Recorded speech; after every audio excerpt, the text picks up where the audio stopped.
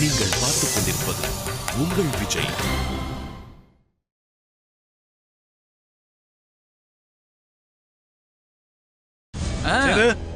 வேணாண்டா. நான் கூப்பிடுறேன் ரோசா. என்னடா உன் பிரச்சனை? முதல்ல ஒழுங்கா இந்த கல்யாணத்தை நிறுத்து. இல்ல நிறுத்தலன்னா என்னடா பண்ணுவ? உன்னை சுற்று வேண்டா. எங்க சுடு பார்க்கலாம். சுடுறா. என் கோவத்தை கிளறாத, அப்புறம் சொன்னா செஞ்சிருவேன். நீதான் சொன்னா செய்யறவனாச்சே. சுடுறா சுடுறா.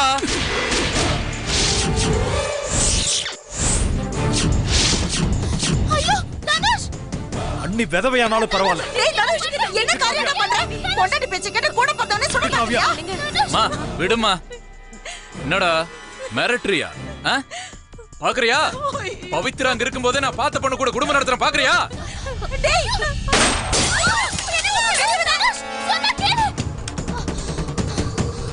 இனிமே இது தொட மாட்டேன்னு சத்தியம் பண்ணு. இல்லைன்னா செத்துருவேன். பண்ணாங்கறல.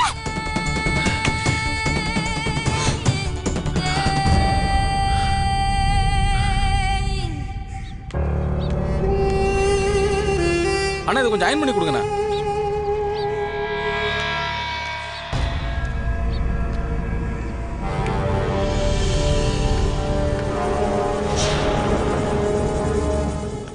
மாமா என்ன மாமா?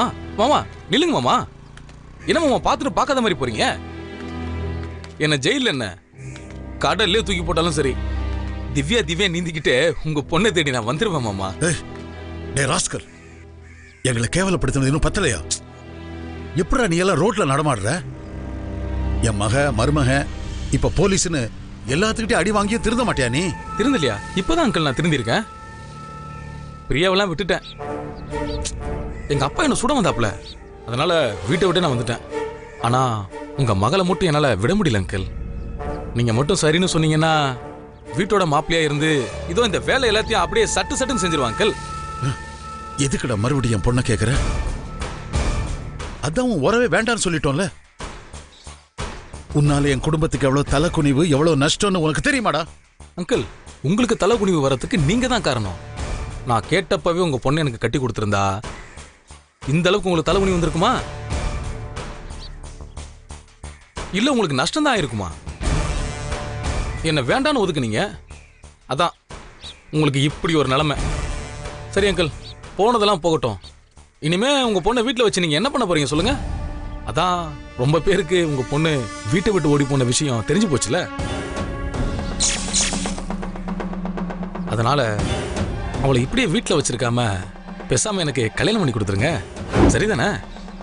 ரொம்ப பேரு நான் அவளோட வாழ்ந்துட்டேன்னு சொல்றாங்க. யார் என்ன சொன்னாலும் அதை பத்தி கவலை இல்லடா. என் பொண்ணை பத்தி எனக்கு தெரியும்டா. என் பொண்ணை வெட்டி போட்டாலும் போடுவனே ஒழிய உனக்கு கட்டி கொடுக்க மாட்டேன்டா. எதுக்கு அங்கிள் அவளை வீணா வெட்டி போடுறேன்னு சொல்றீங்க? பணம் வேணும்னாலும் தரேன், அவளை என் கூட அனுப்பி வச்சிருங்க. டேய் ராஸ்கல், என்னடா சொல்ற? மனுஷனாடா. இனிமே ஏதாவது பேசுனா வெட்டி போட்டுருவேன்டா. எனக்கு பாடம் நடத்தவும் தெரியும், பாவிகளை கொல்லவும் தெரியும். டேய்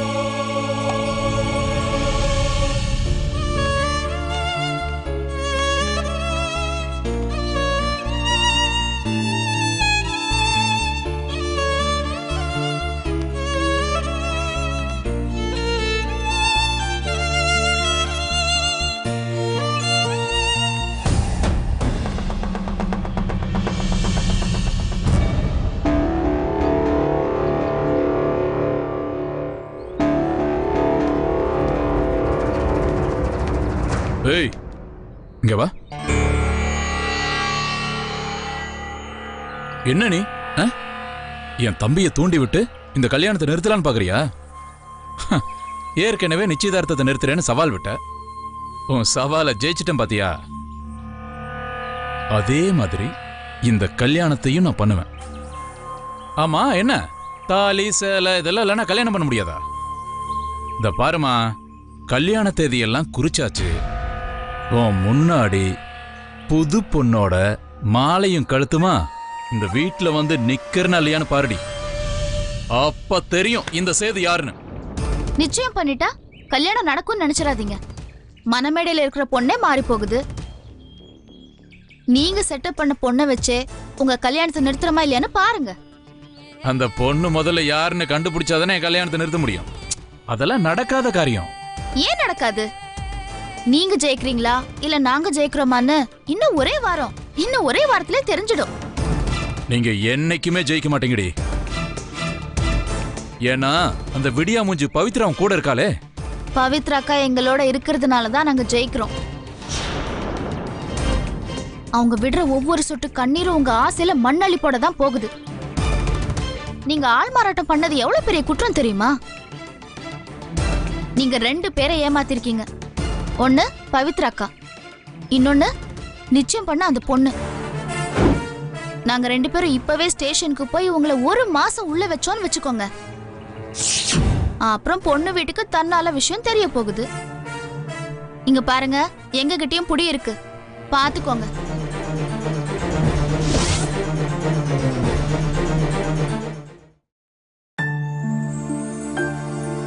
இந்தப்பா. ஏன் அரவிந்த், சேட்டுக்கிட்ட நகைக்கு தவணை கேட்டியா? கேட்டமா, நானும் எவ்வளவோ கெஞ்சி பார்த்தேன்.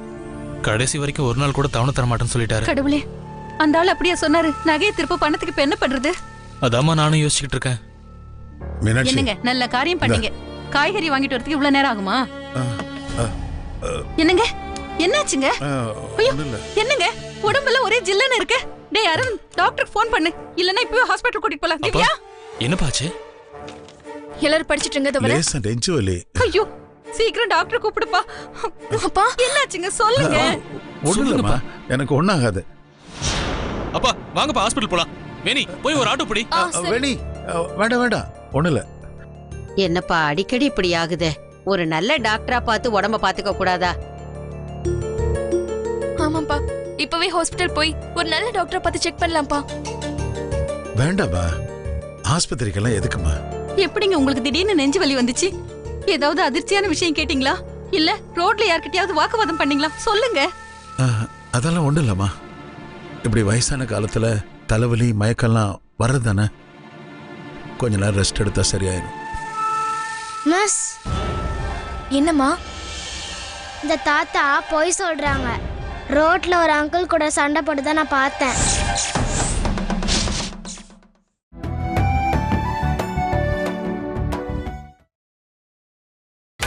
நீங்கள் பார்த்துக் கொண்டிருப்பது உங்கள் விஜய். மிஸ், என்னம்மா? இந்த தாத்தா பொய் சொல்றாங்க. ரோட்ல ஒரு அங்கிள் கூட சண்டை போட்டு தான் நான் பார்த்தேன்.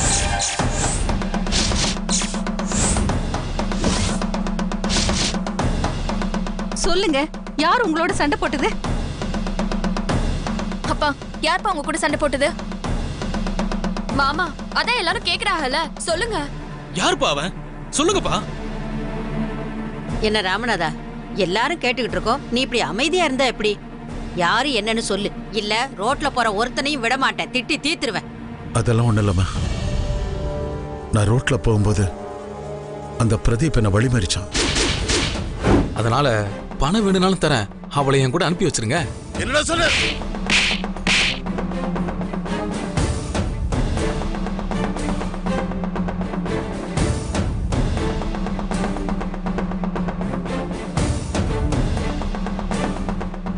என் மீனாட்சி, என் கூட வா. சரிம்மா. போய் அந்த ராஸ்கல அவன் அப்பா கிட்ட சொல்லி கண்டிச்சு வை. இல்ல ஐஜி கிட்ட சொல்லி உள்ள தள்ளிடுவான்னு சொல்லிட்டு வரலாம். வா. எதுக்குமா வீணா அவங்ககிட்ட எல்லாம் போய் பேசிட்டு? அவன் தான் ஆளுகிட்ட அடி வாங்கிட்டு இருக்கானே. நான் அவனை அடிச்ச அடியில இனிமே அவன் இந்த பக்கம் வரவே மாட்டான். பிரச்சனை பண்ணா வெட்டி போடுவேன்னு சொல்லிட்டு வந்திருக்கேன். நீங்க எல்லாம் பேசாம இருங்க, அவன் பிரச்சனை நான் பாத்துக்கிறேன். என்னப்பா அவன் இப்படி பண்ணிட்டு இருக்கா? நீங்க எந்த மாதிரி சொல்றீங்க? பேசாம என் ஃப்ரெண்டுங்களை வச்சு அவனை 2 போடு போடணும்ப்பா. வேண்டாம், அவசரப்படாத. அவன் இங்க திவ்யா இருக்கிறனால தான் திவ்யான்னு சொல்லிட்டு தெரியறான். பேசாம ஒரு நல்ல மாப்பிள்ளைய பார்த்து திவ்யாவை கல்யாணம் பண்ணி கொடுத்தலாம்.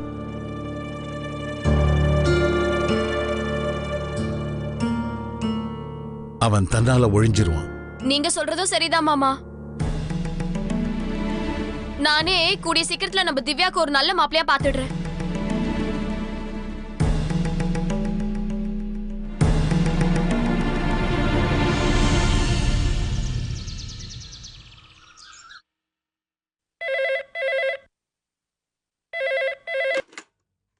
ஹலோ காவியா, நான் தான் அரவிந்த் பேசுறேன்.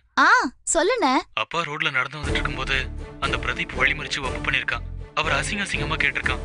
அதை கேட்டு அப்பாவுக்கு கோபம் வந்து அவனை அடின்னு அடிச்சிருக்காரு போல. அந்த நேரத்துல அவருக்கு திடீர்னு மைல்டு அட்டாக் வந்திருக்கு. இப்ப கொஞ்சம் பரவாயில்ல, இருந்தாலும் எனக்கு பயமா இருக்கு. உங்ககிட்ட ஒரு வார்த்தை சொல்லலான்னு தான் ஃபோன் பண்ணேன். தனுஷ் கிட்டையும் சொல்லிடு. நான் வச்சிடறேன் காவியா.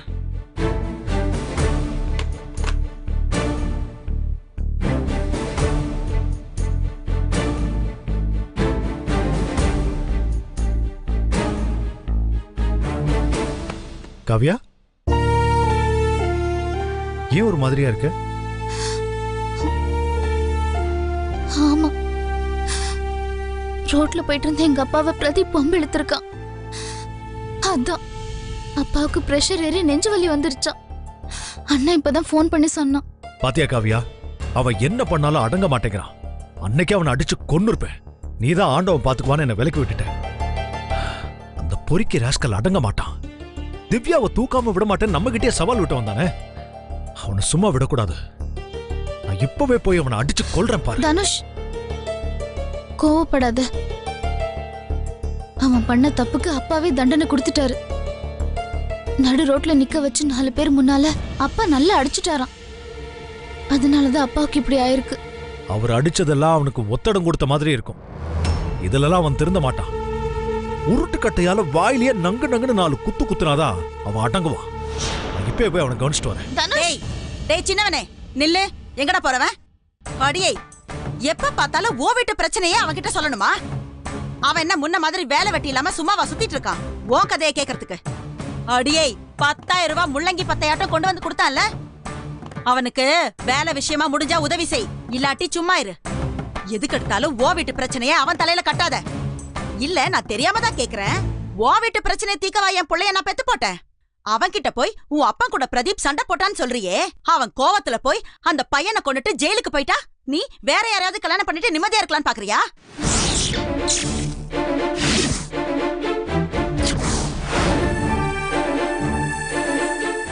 ஏன் இப்படி எல்லாம் பேசுறீங்க? நான் என்ன அந்த பிரதீப் போய் கொண்டுட்டு வா நான் சொன்னேன்? அவரே அப்படி கொலை செய்ய போனாலும் என் மாங்கல்யம் அவரை கொலை செய்ய விடாம தடுக்கும். என்ன பார்த்து என்ன கேள்வி கேட்டுட்டீங்க? இனிமே தயவு செஞ்சு இந்த மாதிரி எல்லாம் பேசாதீங்க.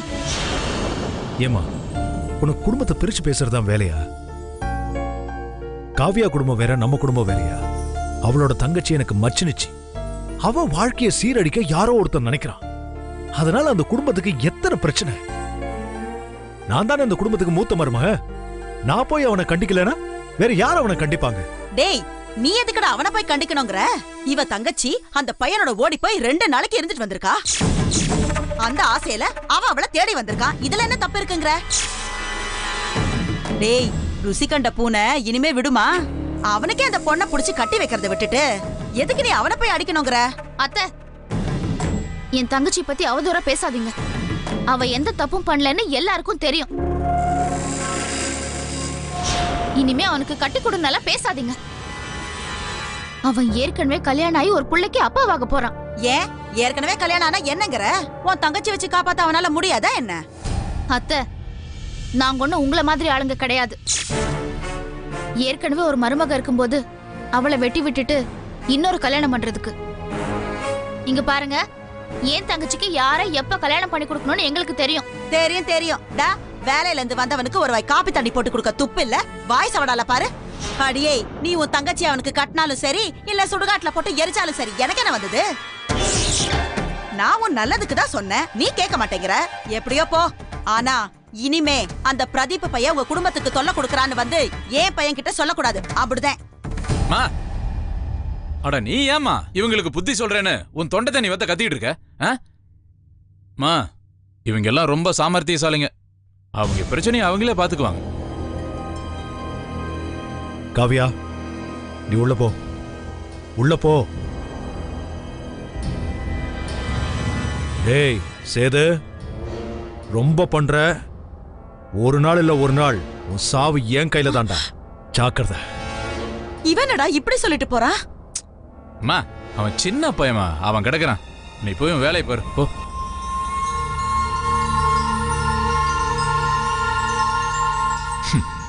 காவியா, உன் குடும்பத்துக்கு அந்த பிரதீப்பால பிரச்சனை, என் குடும்பத்துக்கு உன்னால பிரச்சனை. உன்னை ஒளிச்சு கட்ட இனிமே அந்த பிரதீப்போட கை கோக்க போறேன். இதுவரைக்கும் பிரதீப் பண்ணதெல்லாம் ஒண்ணுமே இல்லை. இனிமேதான் உனக்கு பிரச்சனையே. என் கல்யாணத்தை நிறுத்த முயற்சி பண்ணல, உன்னைய நோகடிக்க நான் பிரதீப்புக்கு உதவி பண்ண போறேன். அப்பதான் என் பிரச்சனையில தலையிடாம தன்னால ஒதுங்குவேன்.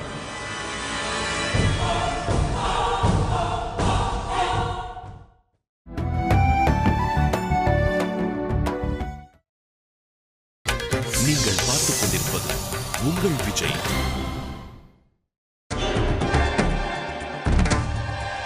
தனுஷ், இந்தாயா காப்பி குடி. என்னடா இப்படி கிறங்கி போயிருக்க? வேலை ஜாஸ்தியோ? அதெல்லாம் ஒண்ணு இல்லம்மா. காவியா எங்க? இப்ப எதுக்குடா அவளை பத்தி கேக்குற? என்னைக்கு அவ என்ன மதிச்சு எங்க போற எங்க வரேன்னு சொல்லிருக்கா? புருஷன் வேலையில இருந்து பசியோட வருவானே, அவனுக்கு ஏதாவது செஞ்சு கொடுக்கணுங்கிற அக்கறை இருக்கிறவளா இருந்தா வீட்டுல இருப்பா. அவளுக்கு எங்க உன் மேல அக்கறை இருக்கு? இதே அவ குடும்பத்துல ஏதாவது ஒண்ணுனா மட்டும் உன்கிட்ட வந்து நீலி கண்ணீர் வடிப்பா. தனுஷ், அம்மா ஏதோ முகத்துக்காக பாக்குற, இல்ல என்னைக்கும் அவளை செவிட்டுல அடிச்சு வீட்டை விட்டு துரத்தி விட்டுருப்பேன். மா, அவளை திட்டாதம்மா, பாவம்மா, அவ ரொம்ப நல்லவ. ஏண்டா நான் இம்புட்டு தூரம் சொல்ற, நீ அவளை போய் நல்லவன் சொல்ற? மா, உனக்கு ஒண்ணு தெரியுமா? நான் எந்த வேலைக்கும் போகல, எனக்கு எந்த வேலையும் கிடைக்கல. நான் வேலைக்கு போகாம விளையாடத்தான் போயிட்டு இருந்தேன். அது அவளுக்கு தெரிஞ்சு போச்சு. இந்த விஷயம் உனக்கு தெரிஞ்சா நீ மதிக்க மாட்ட, திட்டுவேன்னு தெரிஞ்சு அவ கட்டுரை எழுதி சம்பாதிச்ச 10,000 ரூபாய் பணத்தை நான் சம்பாதிச்சதா உங்ககிட்ட கொடுத்து என் மானத்தை காப்பாத்தினான். அவளை குறை சொல்லாத. ஓ, திருட்டுத்தனத்துக்கு அவ உதவி செஞ்சதால அவளை நல்லவன் சொல்றியா? அப்போ புருஷனும் பொண்டாட்டியும் சேர்ந்து என்ன ஏமாத்திட்டு இருக்கீங்களா? அதானே? அவ வரட்டும், வச்சுக்கிற அவளை. தனுஷ், தனுஷ், ஒரு நல்ல செய்தி தனுஷ். என்னடி நல்ல செய்தி? உன் தங்கச்சி எவன் கூடயாவது ஓடி போயிட்டாளா? அத்தை, ஏன் இப்படி எல்லாம் பேசுறீங்க? என்ன நொன்ன அத்தை?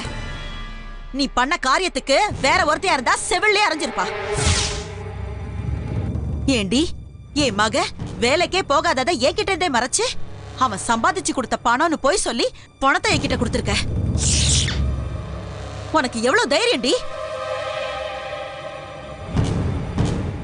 ஆமா, அந்த பணம் நீ எழுதி சம்பாதிச்சதாம்ல, அப்படின்னு எழுதி சம்பாதிச்சிருப்ப. என் குடும்பத்துல நடக்கிற கதையை தானே எழுதிருப்ப. இல்ல நீ உன் தங்கச்சியும் மயக்கின மாதிரி வசதியான வீட்டு பசங்களை எப்படி மயக்கிறதுன்னு எழுதினியா? இதெல்லாம் ஒரு பொழப்பு. அடியை, இப்படி பொழைக்கிறதுக்கு நாட்டுக்கிட்டு சாவலாம். மா, என்னம்மா இப்படி கேவலமா பேசுற? 1000 இருந்தாலும் அவ என் பொண்டாட்டி. நீ இப்படி பேசுறதே தப்பு. முதல்ல அவகிட்ட மன்னிப்பு கேளு. அடே, நான் எதுக்கு நான் விட்ட போய் மன்னிப்பு கேட்கணும்? நான் என்ன பித்தலாட்டமா செஞ்சேன்? உனக்கு அவ சம்பாதிச்சு கொடுக்கறானே, அவளுக்கு நீ சப்போர்ட் பண்ணி பேசுவியா? அத்தை, வார்த்தையை அளந்து பேசுங்க.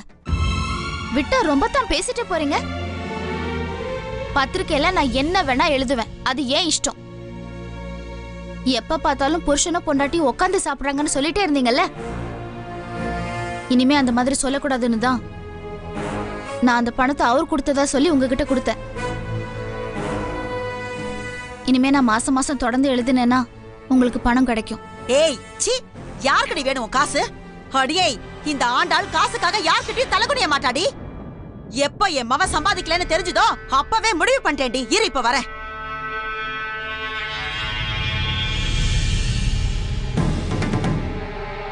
அடியே, புடுறி உன் பணம். என்னையே ஏமாத்திட்டல்ல, நீ நல்லாவே இருக்க மாட்ட, நாசமா போயிடுவ. என் வயிறு எரிஞ்சு சொல்றேன், என் வாக்கு பலிக்கும். தினம் என்னமோ எழுதுன, அப்பவே நினைச்சேன் நீ ஏதோ தந்திரம் பண்றேன்னு. அடியே, உன் தந்திரம் எல்லாம் ஊருக்கு தாண்டி, எங்களை ஒண்ணும் பண்ணாது. இல்லாத செட்டப் வேலையெல்லாம் செஞ்சுட்டு நாங்க செட்டப் வேலை செஞ்சு கல்யாணம் பண்றோம் நான் பேசுறேன்.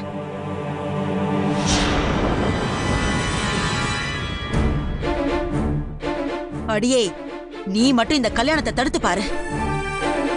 அப்புறம் உன் தங்கச்சி ஒருத்தனோட இல்ல 10 பேரோட ஓடனான்னு சொல்லி நான் ஊர் பூரா நோட்டீஸ் அடிச்சு அவளை ஒரு பைய கூட கல்யாணம் பண்ணாத மாதிரி பண்ணிட வேண்டி.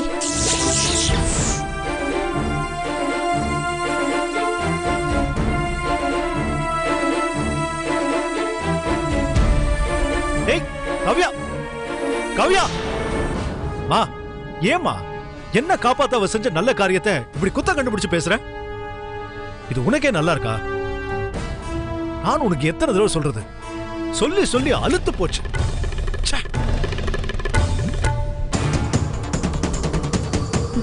செய்யறதெல்லாம் செஞ்சுட்டு நல்ல விளையாட்டம் அழுவுறியா? இருடி, நறுக்கு நறுக்குன்னு உன்னை கேள்வி கேட்டே இந்த வீட்டை விட்டே உன்னை துரத்துறேன்.